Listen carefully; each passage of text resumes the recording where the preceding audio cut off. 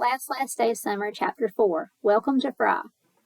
The boys worked together, unsticking their bikes from the corner of Grandma's porch, and at first the pedals and wheels wouldn't turn. They kept at it, though, balancing on the unmoving wheels, falling sideways. After a few false starts, the spokes spun, and the chains whizzed, and they began their ride into town like they did when it was time to buy new comic books, or when the mayor called them to wrangle a peeved-off jackalope. Immediately, the differences in that day's ride were noticeable. There were none of the usual sounds, no breeze rustling the poplar trees, no crickets chirping, only the thwump, thwump, thwump of their bike tires rotating on frozen, unmoving gravel. Bet you wish we'd stayed in bed now. She'd pumped his pedals faster. Kind of wish you had. Gravel turned to pale gray asphalt as they came to the main road and sped past the fancy wooden Welcome to Fry, Virginia sign. They passed the Logan County Gazette office where the newspaper editor, Miss Turner, hunched over her keyboard, index fingers in pecking position. Outside, Dr. Medina's wild animal hospital, Mr. Reynolds, the mailman, was frozen in midair, both knees raised like he was leaping a fence, and his mouth stretched in a yell. The boys slowed. The hospital's door was ajar. Dr. Medina hunched forward, her hands grabbing for something. Otto and she came to a full stop, then walked their bikes closer for a better view. "Oh," both boys said. A large python had slipped from its cage, its triangular, speckled head angled up, jaws wide, stuck mid-hiss, just inches from Mr. Reynolds' toes. So a typical day at Dr. Medina's. The boys moved along. Their path took them past frozen everything, cars and people and birds above, hung in a permanent V formation.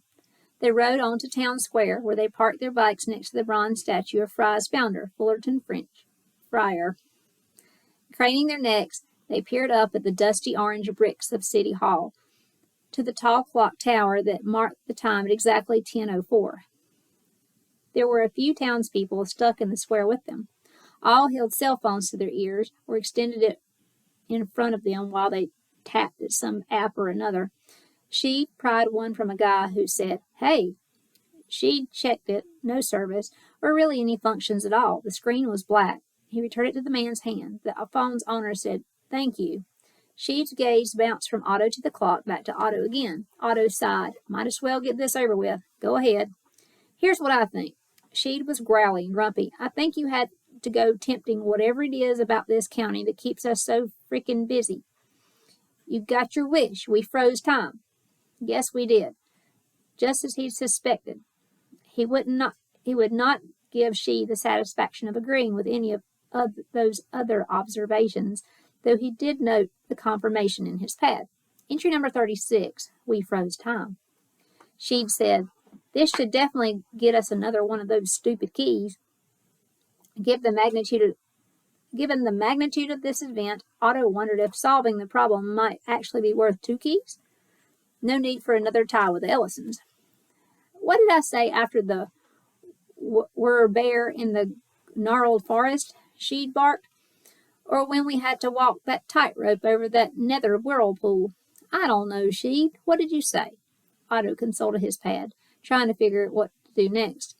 Sheed ranted. He waved his hands in the air, stomped around their bikes, and leapt up and down in a full-on tantrum. "I said, Otto, let's just relax today. I said, Otto, there is absolutely no reason to go looking for trouble after the summer we've had. But no. We have to take advantage of that last day, Sheed. We have to adventure some more." Otto let him get it out of his system. Time was frozen, so it wasn't like he was wasting any of it. With his cheeks puffed and fists clenched, Sheed said, "Are you listening to anything I'm saying?" "Sure." Otto's pencil waggled. Entry number 37. Sheed might be upset. "It's that picture we took, right?" Sheed said. "Give it to me. I'll tear it up right now." Otto glanced from his notebook, having already considered that move. "Bad idea." "How?" Otto pulled the floppy square from his back pocket, held it between them, explained his theory. If the picture or the camera froze the county, what if messing with one of them did stuff to the county too? What if we tore the picture and that ripped the county in half? Sheed was quick to call out nonsense, but quiet when he couldn't argue. Otto was not the only one who didn't like to commit when his cousin was right. "So what do we do?"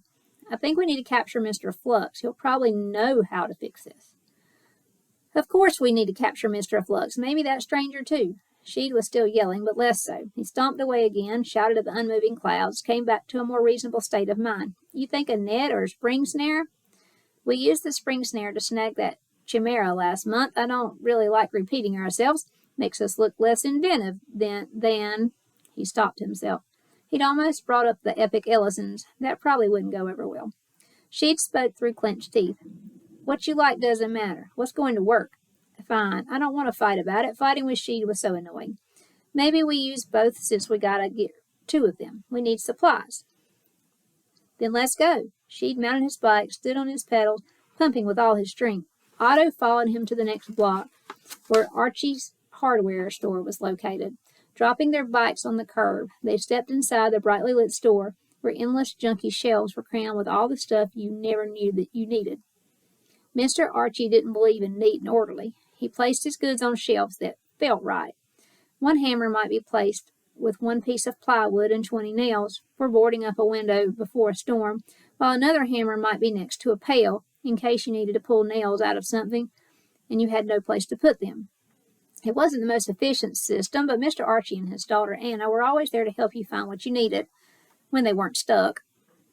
Mr. Archie, Otto said. Hey, boys. He was frozen halfway up his stepladder, placing a new case of mousetraps next to a ceiling fan.